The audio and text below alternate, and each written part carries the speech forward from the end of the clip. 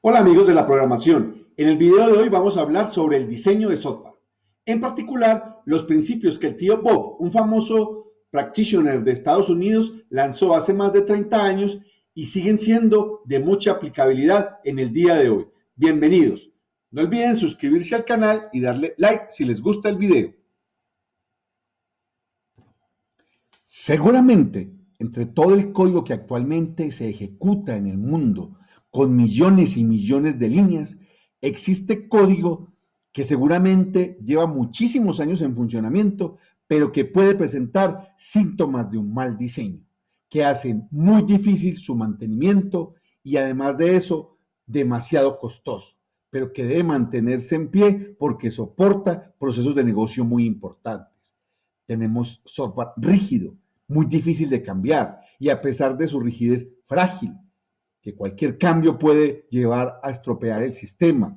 No es fácil de adaptar a los nuevos entornos, demasiado complejo para lo que hace. Se repite, se copia y pega código. Es demasiado difícil de entender para los nuevos desarrolladores. ¿Qué debemos hacer entonces ante esto? La respuesta, a pesar de lo simple y obvia, es válida. Diseñar y hacerlo bien desde el inicio. Eso nos permitirá construir estructuras de una mejor calidad que se mantengan en el tiempo a pesar de los cambios en sus contextos. El tío Bob es un practitioner norteamericano, es decir, alguien que está más del lado pragmático, que ha hecho bastantes contribuciones a la ingeniería de software. Por ejemplo, él participó en el Manifiesto Ágil, fue uno de sus redactores en el año 2002. Es bastante querido y estimado en los Estados Unidos y a nivel mundial. Ahí les aparece el link donde pueden profundizar estos conceptos y en los cuales se basan los ejercicios y el texto que explico en este video.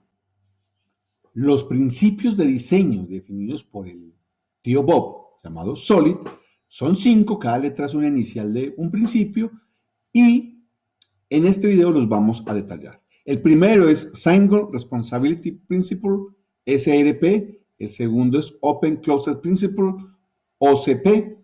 El tercer principio es Least Scope Substitution Principle, LSP. El cuarto es ISP o Interface Segregation Principle. Y por último, tenemos a Dependency Inversion Principle o DIP. Veremos de manera detallada cada uno de estos principios con ejemplos relativos a cada uno de ellos. El primer principio es el Single Responsibility. ¿Qué nos dice este principio? Que una clase o módulo debe tener solo una razón para cambiar. ¿Qué quiere decir esto? Que cuando yo encapsulo una serie de funciones en un módulo, todas estas deben estar relacionadas entre ellas. Deben corresponder, por ejemplo, con la misma historia de usuario o con el mismo caso de uso, es decir, con el mismo requisito. De manera que los cambios en el requisito impliquen cambios solamente en esta función o en este módulo correspondiente y no en otros elementos o componentes del sistema. Este es el mismo principio de cohesión establecido por DiMarco y nos va a ayudar a disminuir el acoplamiento, ya que al sugerirnos que encapsulemos las funcionalidades relativas a un requisito en un solo módulo, esto va a reducir significativamente el riesgo de tener referencias cruzadas entre módulos. El código, por lo tanto, será menos propenso a modificaciones cuando se va a cambiar un requisito o cuando se propone un nuevo requisito, se hará en el módulo correspondiente y evitar el efecto, digamos, colaterales.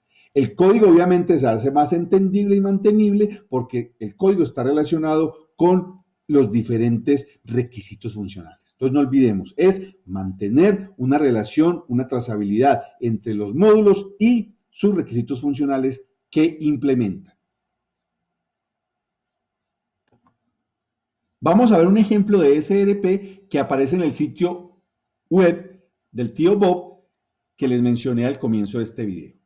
En él aparece un módulo llamado aplicación cálculos geométricos y este módulo depende de otro que se llama rectángulo que tiene dos métodos, dibujar y calcular el área.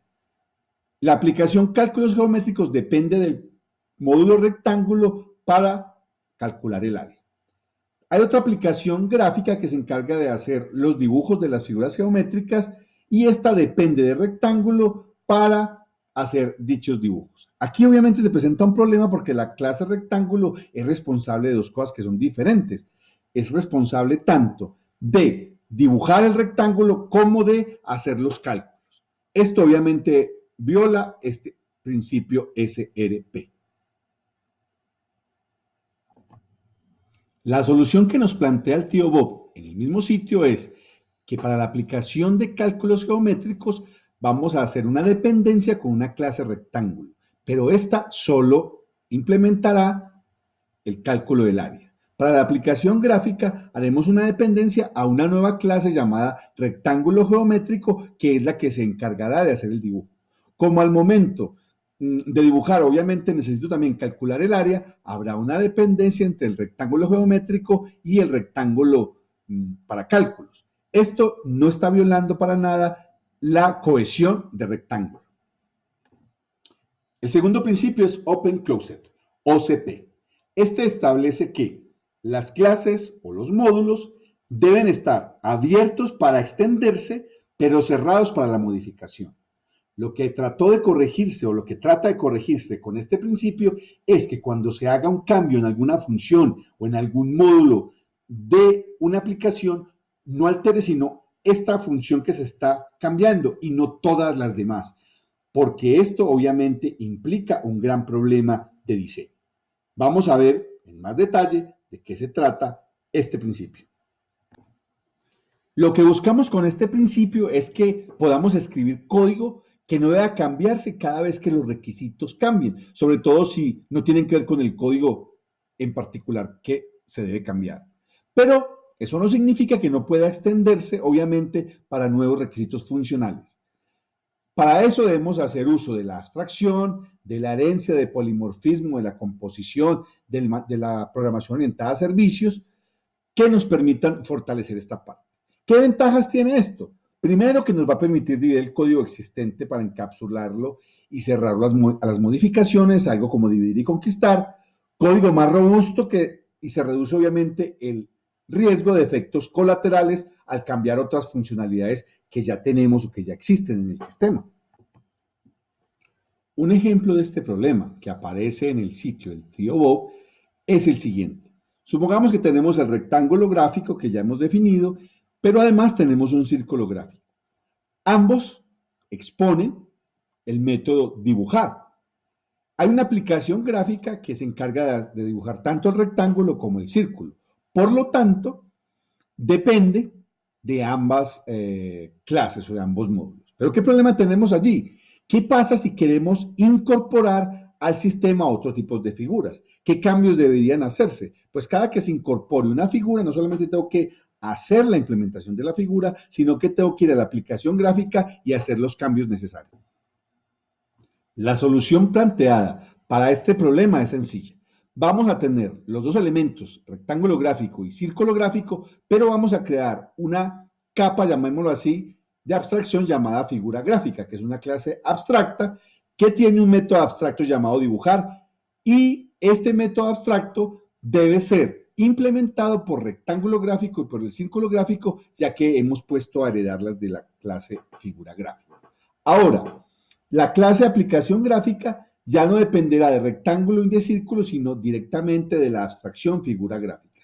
Esto va a disminuir altamente el acoplamiento y gracias a las características de polimorfismo que tienen los lenguajes orientados a objetos, se va a facilitar la implementación de la misma. Algunas heurísticas que nos permiten garantizar el principio OCP son: primero, no utilizar variables globales. Es un principio que tenemos desde los primeros semestres de programación. La utilización de atributos privados. Y no significa que no se pueda utilizar, pero mucho cuidado con la identificación dinámica de clases, que incrementa muchísimo el acoplamiento. El tercer principio que nos plantea el tío Bob es Least Scope Substitution o LSP. Este principio reza así: las clases o módulos base pueden ser sustituidas por sus clases derivadas, por sus referencias a clases derivadas, sin que las clases clientes que los usan deban saberlo. Este principio, al igual que el anterior, se basa mucho en la característica de polimorfismo que permiten muchos lenguajes de programación. Otra forma de ver este principio es la siguiente. Los objetos de la clase base pueden sustituir los objetos de la clase derivada sin alterar las propiedades de la aplicación, es decir, su exactitud, su desempeño, el manejo de sus referencias, basados o soportados mejor por el polimorfismo. Si bien la característica de polimorfismo que traen los lenguajes de programación ayuda mucho para implementar este principio, no es suficiente. Y como programadores tenemos que cumplir algunos requisitos, por ejemplo, en la firma de los métodos para garantizarlo. Uno de ellos es utilizar contravarianza en los argumentos, es decir, utilizar los tipos más genéricos. Aquí en el ejemplo tenemos la clase animal, la clase gato que hereda el animal, y en el caso de la izquierda vemos que en la clase gato estamos implementando el método eat, comer, pero el parámetro es cat food, mientras que en la clase que está, en el código que está a la derecha, estamos en la implementación de eat, estamos utilizando un tipo más genérico que es food. Entonces aquí estamos cumpliendo el principio de sustitución al utilizar el tipo más genérico.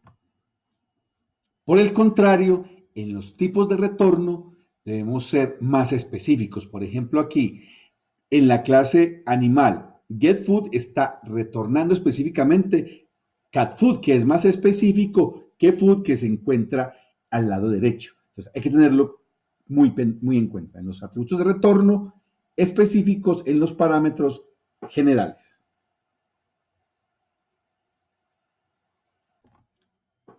Si queremos aplicar el principio LSP, también hay que ser muy cuidadoso cuando estamos manejando las excepciones.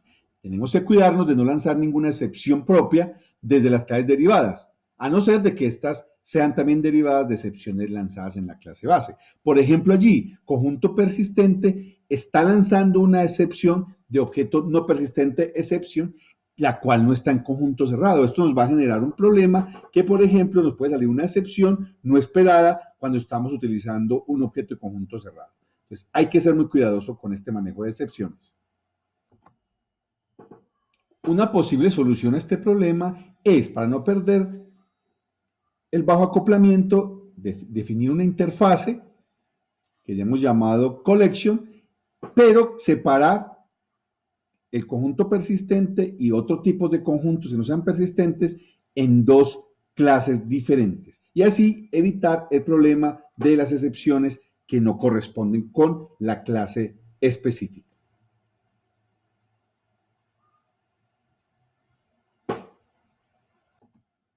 El cuarto principio es Interface Segregation, ISP. Este principio nos dice que las clases o módulos cliente no deben ser forzados a depender de interfaces que no usen. Este es un error muy común y muy arraigado en la cultura de los programadores, sobre todo cuando manejan el concepto técnico del lenguaje de programación de interfaces, pero no su verdadera utilidad. Entonces encuentra uno una cantidad de interfaces que no cumplen el principio de cohesión y que las clases que las implementan deben, por lo tanto, al menos definir unos métodos, así sea en blanco, que realmente no van a utilizar. La recomendación es entonces no tener demasiados métodos en las interfaces y que cada una tenga solamente los métodos que son relacionados. ¿Qué ventajas tenemos al usar este principio? Facilidad para refactorizar, mejoramiento de la mantenibilidad si tengo interfaces muy bien definidas.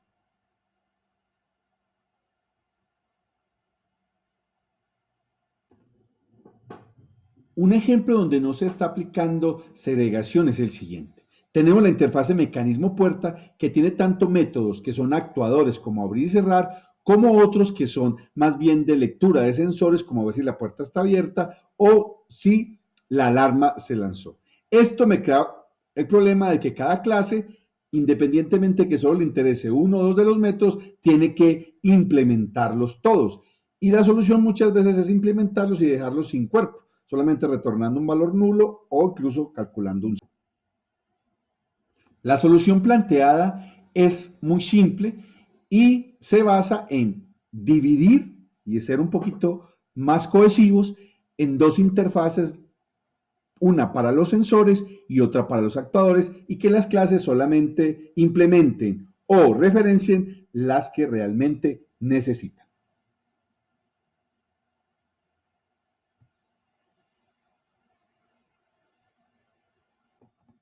El quinto principio SOLID es Dependency Inversion. Este principio se divide en dos planteamientos. El primero nos dice que las clases módulos de un nivel más alto, desde el punto de vista arquitectónico, no deberían depender de módulos concretos de un nivel más bajo. También nos dice que las abstracciones no deben depender de clases concretas. Este principio es bastante útil y básicamente nos está diciendo que desde el punto de vista arquitectónico una capa debe comunicarse con otra a través de una capa de abstracción. En otras palabras, lo que nos dice el principio DIP es que las clases o módulos de niveles inferiores deben definir contratos para que puedan ser usados. Este principio tiene muchísimas ventajas porque lo que nos está planteando, sobre todo en el diseño arquitectónico, es que incrustemos niveles de abstracción entre otros niveles de las capas de la arquitectura para facilitar el mantenimiento. Sin embargo, hay que ser muy cuidadosos con esto para evitar tener demasiados niveles que no son necesarios desde el punto de vista de abstracción.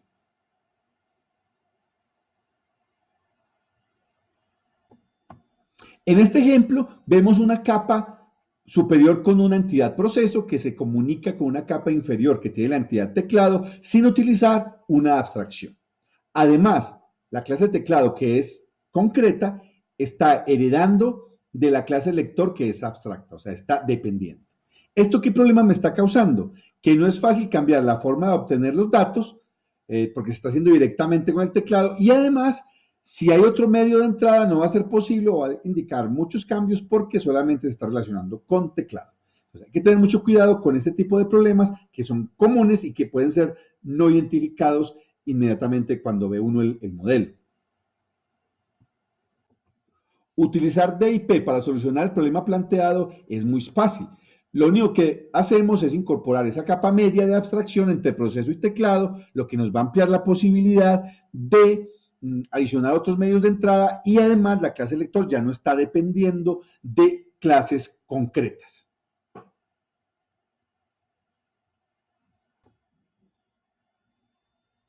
Hemos llegado al final del video, espero que haya sido de su agrado. No olviden que el canal tiene un repositorio en Git y allí voy a poner algunos ejemplos concretos en Java sobre estos principios. Nos vemos en una próxima oportunidad. No olviden suscribirse.